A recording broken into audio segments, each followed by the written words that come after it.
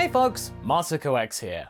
Now this story is all about how someone decided to take matters into their own hands and choose to use the Dragon Balls for their own ends who isn't a movie villain. I know, shocking ain't it? Krillin took it upon himself to call upon Shenron in order to make himself more like his best friend Goku. Nothing more, simple wish, good intentions. He just wanted to have the same potential as he. But Krillin didn't realise that you need to be careful what you wish for, because it quite literally wound up with him having a monkey's paw. Because what he got instead was him becoming more of a monkey than he had been before. Also having hair again, because Saiyans and hair go together so well. Unless you're Nappa. Krillin had to deal with this new change by making himself useful, and showing his friends that he can be responsible with this power, and work alongside Goku to keep Earth safe. Well, did he? Actually, yes. But there were some more surprising twists along the way though. In the last part, Krillin had managed to get out of the clutches of Android 19 and assert his position as one of the lead defenders of Earth to the sight and horror of Dr. Gero. Luckily, his friends got there just in time to aid him, managing to assist the Krill Dog in his quest and promptly put down the clown, whilst also showing Gero the error of his ways when it came to calculating their overall power. He had no idea of the gains they had made in space, nor the sheer extent of what Krillin had wished for. To them, he was simply a human because that was what was on file, because, yeah, initial data and all that. Yeah. Variables.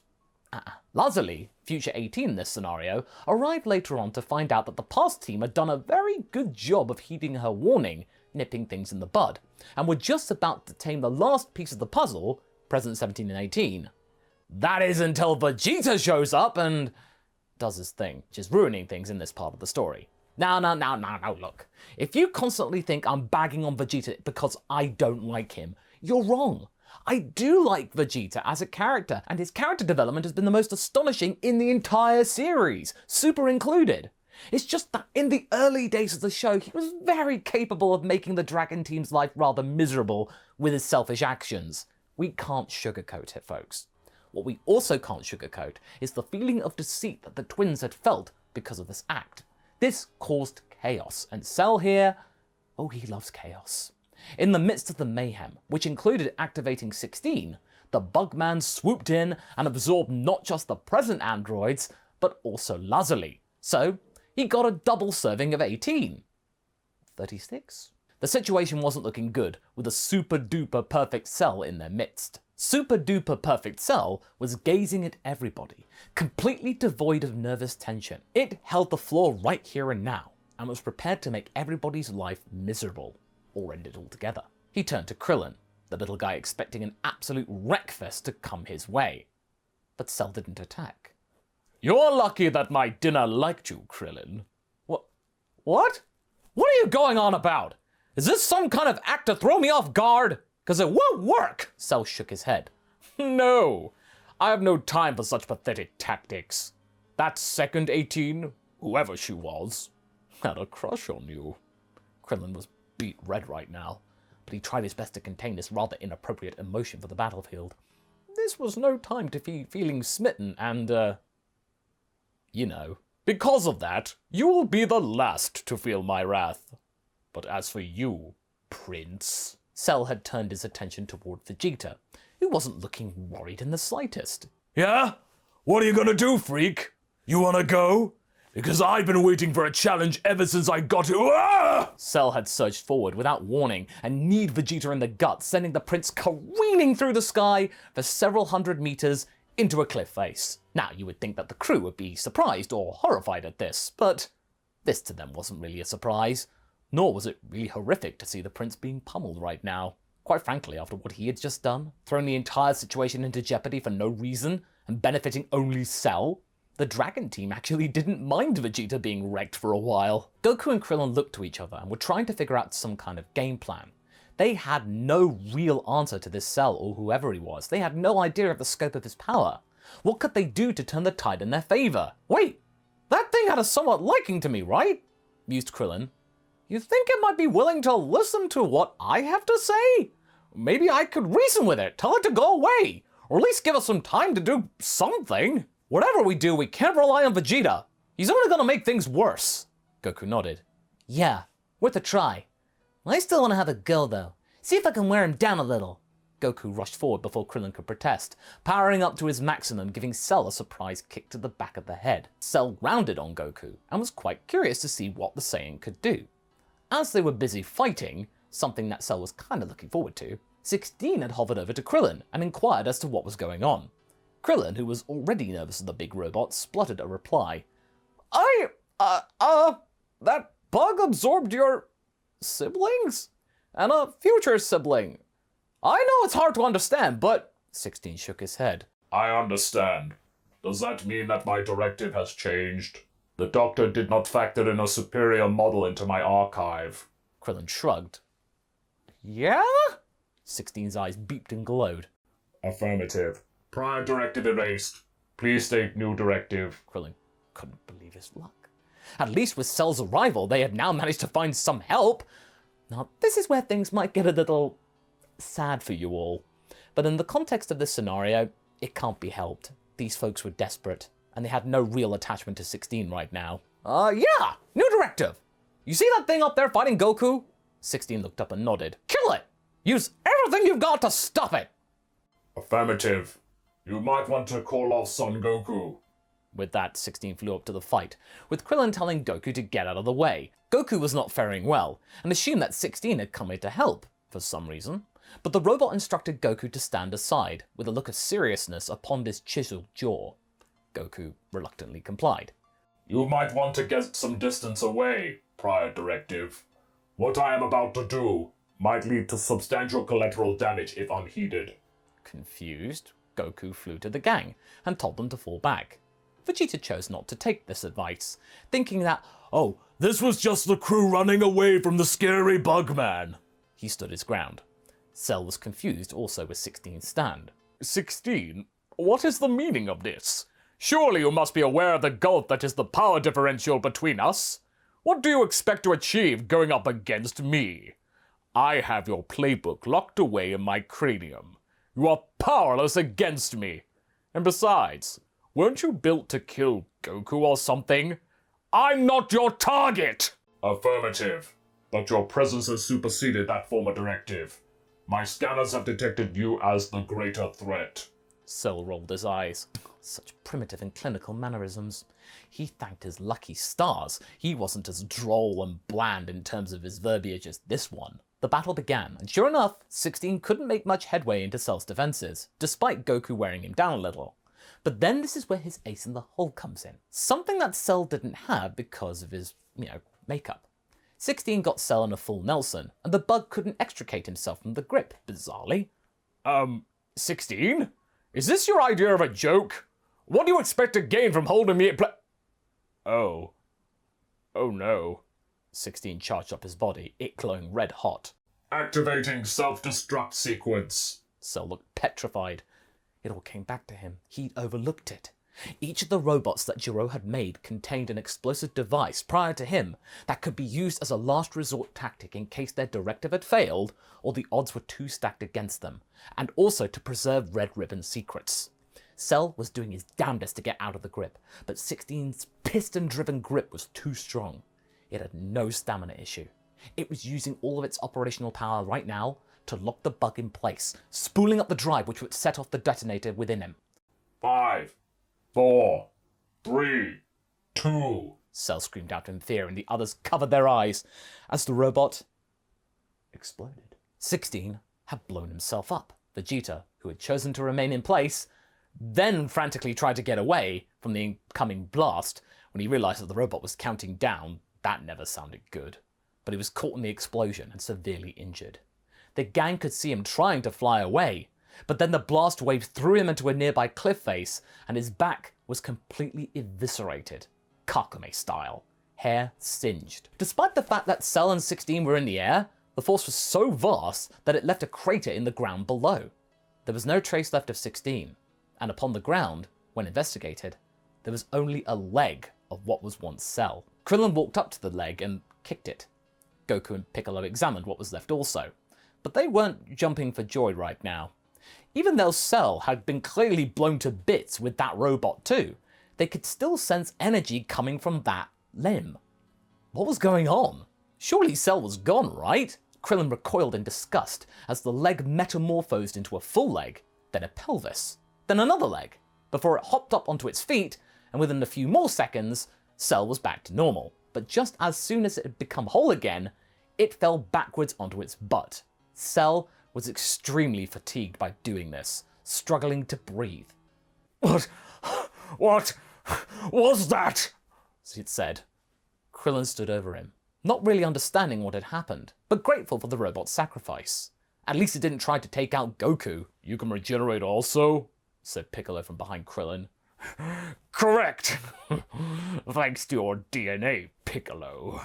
It labored to speak. The tides had seemingly turned in their favor. Cell was barely alive, having used all of its strength and energy to not only withstand the blast from 16's point-blank attack, and now seemingly regeneration, trying to do your entire body, that's got to take it out of you. It was clear that super-duper perfect Cell wasn't feeling super-duper right now. Krillin then kicked Cell again, to which the bug grimaced in agony. Why shouldn't we kill you right now? Cell then chuckled. Because if you do, you'll never see your crush ever again. And I know how much she wanted to see you again. You wouldn't do that to her now, would you? Her fear was delicious when I consumed her. Krillin was getting mad. He clenched his fist and looked to Goku before powering up to Super Saiyan, scaring Cell. That won't work! The real Lazuli would rather ensure this place were rid of scum like you and those androids! I will finish it. For her. Following his lead, Goku powered up as well. Yamcha and the others joined in, using their Kaioken gains to aid as well. Krillin then tapped into the thing that he had been working on with King Kai for so long, the Super Kaioken, just to rub salt into the wound. He had managed to make Super Kaioken work. With a roar from everybody, they fired off their strongest ki attacks and utterly wasted Cell in his exhausted state. Cell was no more. Krillin powered down when it was evident that Cell's energy signature was gone. He was winded despite only using that power for less than a minute. But it worked. He was still standing, and it proved that it was possible with some tweaking from King Kai to make the powers work together. They had done it. They had saved the world from the androids in record time. But at what cost? Goku walked over to his best friend. Are you alright, Krillin? I know that losing Lazuli must be hard. Krillin looked stoic, but otherwise held his nerve. It's all good, buddy. In a way, she saved us all. If she hadn't had feelings for me, Cell wouldn't have shown mercy toward me. Instead, he was distracted by... They looked to Vegeta, who was out cold and severely burnt. Probably should get him a sensu. Krillin rummaged in his pockets, but he'd run out. Oh, darn. All out! He had an evil smirk upon his face. We better get him to Korin's. We'll have to wait a little longer for that bean. Goku did so, whilst Krillin thought about what had just happened. He wasn't upset, though. He knew that all was not lost. Cell had thought that he had taken something precious from Krillin, but he didn't know about the Dragon Balls. But would they work on androids? Well, they got to at least try. Whilst Vegeta was being dealt with by Goku and Korin, Krillin requested the Dragon Radar from Bulma and promptly gathered them in a matter of hours. When they had done so, Shenron had been summoned, and Krillin had wished for Lazuli and everyone else killed by Jiro and subsequently Cell's actions to be revived, to which the dragon was able to do so. And in an instant, miles away, back at the crater of what was once Jiro's lab, Lazuli, 17 and 18 awoke, completely unaware of what had transpired just now. 17 was floored. What happened? Last thing I remember was the bug swallowing us whole. That was gross. Lazuli was also puzzled, but smirked. The Dragon Balls. The Dragon what? Said 18 with no idea of what her future self was talking about. Dragon Balls. Things that grant you wishes. They were long gone in my timeline, but here, she smiled, we were lucky. Later, Lazuli and Krillin met and embraced one another, the latter confessing to hearing from Cell that she had feelings toward him, and she awkwardly confirmed that that was true. Well, it saved us! Love truly conquers all! Even scary bugmen! Said Krillin, trying to ease the tension in the air. But it worked. Now the question is, what do they do now? With Vegeta having been healed and promptly given a dressing down from Goku, 17 and 18 were reassured that they wouldn't come to harm again. The prince was scowling and retreated back to capsule court to lick his wounds. They chose not to tell Bulma what he had done. He had already had his pride well and truly wounded already. But now the question is, does Lazuli stay behind in the past to be with Krillin? Well, hold up, she's got a future to fix. But how? She had a plan though, which we will cover right now. She kissed Krillin goodbye and settled for a timeline. When she got there, she immediately headed for the remains of Jiro's lab. When she got there, she investigated the inner sanctums of it, and promptly found blueprints for 16, and herself and Lapis. It was very surreal to see that for herself, but she had gotten what she had come here for. With 16 busy terrorizing the other side of the world right now, she had gotten back to the capsule court bunkers and delivered to future Bulma the means in which to stop 16 once and for all. The bomb! Right here! She pointed to the device in 16's chest. If we use the frequencies derived from this, we can blow him up without having to get near him. But wait, you have a bomb inside of you as well. Won't you explode also? She felt her chest and sighed. You're right. Damn it. Wait now. I can make a Faraday cage for you. That'll keep the signal from getting to you so long as you stay in there. I'll get close enough to activate the remote. I'll do it. Are you sure? Said Lazuli. Isn't it risky for you to go? Bulma shrugged. I'm tired just sitting around in this hole doing nothing. In time, she had passed through the blueprints and had come up with the device ready to set off 16's bomb. With Lazuli locked away in the Faraday cage for her own safety, Bulma set out to get close enough to 16 going off of radio reports.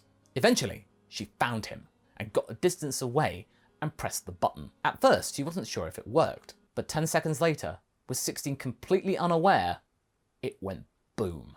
The crater was half a mile wide and 100 meters deep, but there was not a trace of him left. Bulma whooped with delight, despite the shockwaves buffeting her transporter ship quite badly. Yeah! How do you like that, Jiro? She then headed back to base, and thankfully found Lazuli still in one piece. The cage had worked. With 16 gone, they had to now rebuild, but at least they could rebuild in peace. And the best way to go about that was to try and find New Namek and get them to summon the Dragon Balls. Lazuli headed for the lookout and requested to speak to a King Kai via Mr. Popo. She got through to him and gave the instructions to report to New Namek and request the use of their Dragon Balls, to bring back Kami and all those felled by 16. It took a while, but it worked. Kami was revived, the Dragon Balls brought back to working order, and the process of rebuilding properly could begin in earnest. It took years still. Lazuli and the subsequently revived Lapis had to ensure that things went by smoothly, even when the Dragon team was slowly revived also. As for Cell in that timeline, they had found him thanks to Bulma granting them scanners, sensing energy, after looking through 16's schematics. Cell had just been birthed from his larval state, and barely absorbed any life energy from around him, but now he was facing multiple Dragon team members who knew exactly who he was. Yeah, he was toast. With that, Lazuli had done it. Her future was safe. It had taken 5 years to do so, but she had done it. Everything was back to how it should be. In the past, it had been only just a couple of days since Lazuli had left, but Krillin waited for her return, and sure enough, she did. She hadn't seen him in years, but to him it was just a couple of days, a weekend. Despite knowing a Krillin in her timeline, he wasn't the same though. When their eyes met, in the past, Krillin joked. Huh, about time. Lazuli just smiled and wept. And that's where we're going to be leaving things for right now. If you like this timeline where things changed significantly for the likes of Cell, check out this timeline, where Goku married Bulma, where Cell's time of it was far less smooth. I shall see you in the next video. Catch you later!